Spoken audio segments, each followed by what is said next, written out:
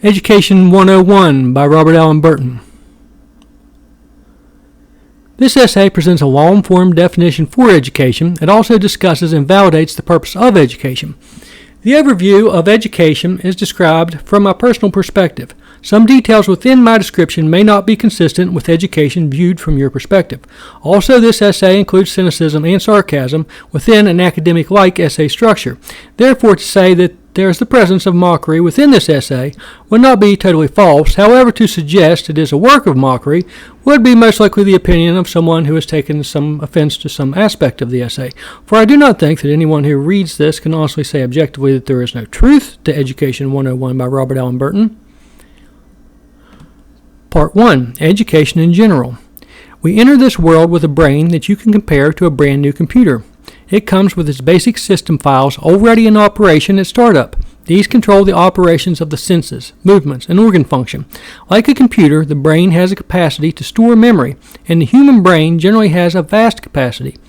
Some of this capacity will be used to store knowledge of specific skills.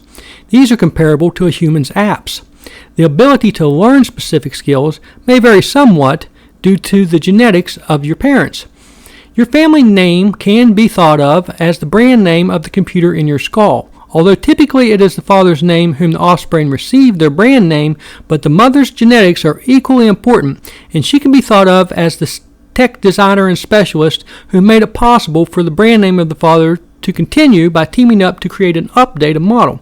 One way this computer/brand family name comparison doesn't fit is that there's a handful of computer brands that put out the majority of computers on the market, but there are a great many family names amongst earthlings. The brain's empty storage space is compatible with most skills, and an individual can learn skills completely different than the ones that their parents had. As a human grows towards adulthood, they are constantly learning or downloading skills or apps until hopefully they have become a body of knowledge that can sustain itself through the functions it is able to perform. These functions can be basic survival skills, but in modern times they are most often job duties. Survival requires food, shelter, and clothing. The quality of food, shelter, and clothing is determined by the individual's ability to obtain these things. In primitive times, these things came straight from nature through the functions of the individual. But in modern times, they are typically purchased through a financial exchange system involving what we call money. The volume of money that an individual is able to obtain is usually determined based on what job duties they are able to perform for society. Ideally, those who perform the most difficult functions and those who do it the best will obtain the highest standard of living. All of this is obtained by following along a path of learning, aka your education. 2. Formal learning. Modern society has education systems. The quality of education can vary. Individual education systems can be purchased, known as private schools. They can be crafted by a parent to comply with society's regulations. This is called homeschooling. The vast amount of the population in America goes through an education system provided by society itself through tax collection, and it is called the public school system. The function of the public school system, K through 12, is to educate children with the basic knowledge and abilities necessary to participate, function, and contribute to society. Those who wish to obtain a higher standard of living are presented with options after K through 12. This can be a trade school, where an individual's brain downloads a specific app and they demonstrate that they are physically able to perform a specialized skill that is valued by society. It can also be a college where an individual is presented with another regimen of knowledge harvesting that begins on a broad range and is completed into a specific field of expertise. College education has levels of graduates. At the time when the various levels of degrees were named, the names that were given were titled to appeal to what the student was likely to aspire to become upon graduation. Now, before I tell you the names of these levels, let me first apologize for the fact that the first one is dated and a little sexist. The second one, if viewed in terms of historic use of the word, may be considered even worse. In times when college named these levels of education, a young man just entering adulthood could purchase an education and receive a degree intended to help him obtain a comfortable life as, a bachelor, and therefore it is called a bachelor's degree. In modern times, females, and sometimes those identifying as an alternate gender, can also obtain a bachelor's degree.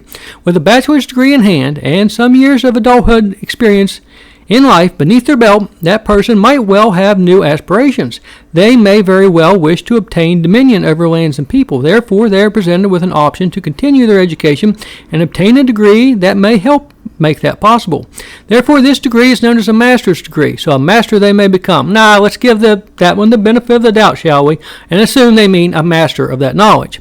After obtaining a master's degree, and with more years of adulthood behind them, they will eventually realize that there are individuals to whom even they must defer, the doctor. Therefore, they can obtain for themselves an education to become on the level, and it is called a doctorate degree. This degree can be in the medical field or otherwise, yet the title of medical doctor is given its own special abbreviation because it is intended to distinguish that doctor as someone with the knowledge to perform duties related directly to survival and health. A doctor applies knowledge towards the health and longevity of the human body itself. It seems only natural that this knowledge is something that every human being values to some degree, and many will reach a point or even multiple points in their life when they would give everything that they had for this knowledge when glimpsing the peril of death for them or a loved one. 3. Informal education. The human mind, as stated earlier, is constantly taking in information and storing it in memory. Learning is occurring constantly both in and out of school. How well and how clearly an individual is able to take in that information depends upon their ability to focus. In order to focus, the individual must have some level of interest. In order to have interest, they must desire the information or else be entertained by the source from which they are learning. Yet not everything that a human is storing in their memory qualifies as education, and some of it can be detractive from their ability to focus on things that they could be learning. So some things entertaining are distractions from what would help them contribute to society and improve the quality of life they are able to provide for themselves and others. Therefore, unlike formal education, which is structured to prevent these focused distracting elements, informal education often requires the individual to make wise decisions in regards to what they are storing within their brain. The field of entertainment intersects with education in that it can be incorporated within education, formal or informal, to increase one's ability to focus. Likewise, entertainment can pull focus away from what could be being learned. 3.1 Side tangent, entertainment. Entertainment is valued by society as a commodity, and time spent being entertained is valued as recreation. So the profession of entertainer is part of society, but the rank of the entertainers in society and the quality of life they are able to obtain from that profession varies from the heights of wealth and riches clear down to those living homeless. Those who do it well are regarded as an artist by those who enjoy their work. This is determined not only by how entertaining the person is able to be, but also the type of entertainment they produce. To be regarded as an artist by some does not necessarily mean they will obtain a high standard of living. Instead, it is in great part determined by their connection to the business side of entertainment, and that can require them to abandon their own viewpoints and opinions to be used as a tool by a business in order to draw attention to promote a product or service a business is wishing to promote or sell. Much of what determines what an individual finds entertaining depends on that person's personal interest. But a certain amount of interest is generated by biological processes going on within the individuals themselves. The glands within humans produce chemicals that can heighten a person's state of awareness. Scenes of violence, scenes that are highly emotional, and scenes of a sexual nature can stimulate glands to produce chemicals that cause the increase of the individual's ability to focus. Therefore, these elements are often included in books, movies, sports, etc. to increase its appeal and the amount of attention it will receive. But these elements, especially violence, become present in entertainment early on in human development. Children are presented with ever-escalating scenes of violence within cartoons and games directed toward their age bracket. With each passing year, they unwittingly follow a program director's passage to the next show, movie, or game directed towards their age bracket. And with each childhood age bracket, the presence of violence escalates. Eventually, they become teenagers already accustomed to graphic violence, and now they're in an age bracket where a certain amount of sexuality begins to enter into what's being directed towards them. In most cases, they have likely already been exposed to some level of it because they are often lacking supervision and guidance in what entertainment they consume. As a tolerance to violence develops, it takes more fear and violence to trigger that adrenaline release that they unconsciously begin to seek. But their sexual development has now begun, and it will increase the desire towards entertainment of a sexual nature. Their tolerance towards violence, coupled with the growing desire for sexual content, leads towards a dangerous mixture of mature products of entertainment. Very often, before adulthood, they reach a point where art is no longer present in what they consume as entertainment. The age at which this happens is decreasing all the time as some volume of sex and violence increases in entertainment being sold. Entertainment that is purely sexual in content is called pornography. Pornography is rarely regarded as an art, and its performers are not viewed as highly esteemed members of society. Yet pornography on the business level is quite lucrative to a relatively low number of entertainers, but lucrative to a much higher number of those who work on the business end. Distinguished business people and firms often disguise their investments under separate corporate names other than the ones which they identify publicly. Pornography is not the only form of entertainment void of artistic merit, and which presents a singular element that triggers human glands. Ultimately, fighting, MMA, or other names given to this sport, which is what I call human cockfighting, this so-called sport is comprised almost exclusively of one element, violence. It, too, is very gland-connected and is growing in popularity at all time.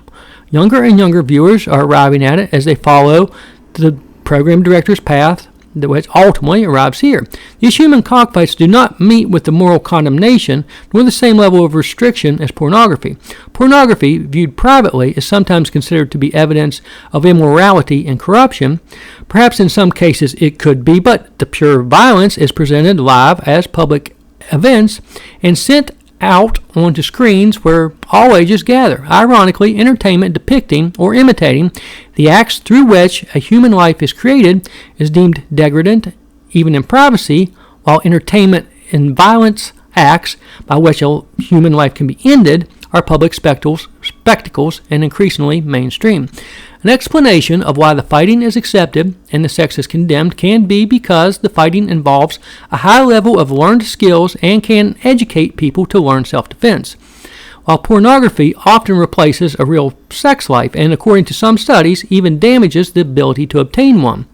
The counter-argument to that could be that improving the skill of human violence is ultimately going to achieve the outcome of more effective violence, whereas some humans might well benefit by destroying their ability to have a real sex life. It is true that violence can be used for the good of protection, yet for some individuals, damaged sexual function is desirable as a self-defense against the desire to chase, the ability to catch, and the cost required to keep happy the human with whom they may also later be accused of having damaged. Therefore, for some, a substitute for real sex life could be a self-defense, and some people could even consider it a social defense. But far be it from me to glorify pornography nor endorse it, because from my disgruntled viewpoint, both porn and human cockfights are one and the same. Entertainment industries without much educational or artistic merit, and they are sucking huge amounts of attention from the minds of the human populace at all time levels due to the near constant availability. They are both also draining a high percentage of what the population has available as expendable income to spend on entertainment. Therefore, many would-be artists have been left to choose between switching to become a martial artist or enter a field where they would be regarded as a sexual deviant in order to better their standard of living if they wish to be entertainers. And so concludes this side tangent about entertainment. Now back to more informal education. 3.2 Role models. In times long before formal education existed, almost all children were influenced by two role models. A child's two primary role models were the two humans whose physical bond brought them into being. These two role models provided their genetics, so they were likely to have the physical ability and the mental aptitude to perform the tasks which they saw their role models perform.